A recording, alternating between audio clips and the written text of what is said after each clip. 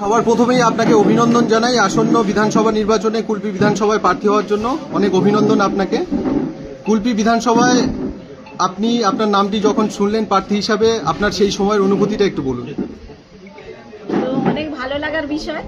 তো মানে অনেক মানুষের সঙ্গে একসঙ্গে কাজ করা যাবে, উন্নয়নের মানুষের উন্নয়ন পৌঁছে দেওয়া যাবে মানুষের কাছে। তো সেই হিসাবে আমার খুব ভালো লেগেছে। কুলপির আগামী দিনে কুলপি মানুষের জন্য কি করার পরিকল্পনা বা কি আপনার বক্তব্য কিছু কুলপির মানুষের জন্য বলুন। কুলপির মানুষের জন্য বক্তব্য বলতে, আমি সামাজিক কাজ করি এবং এগ্রিকালচার থেকে উঠে এসেছি।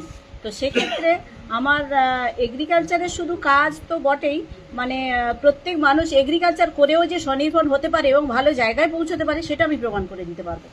এটা আমি বলতে পারি এক চান্স।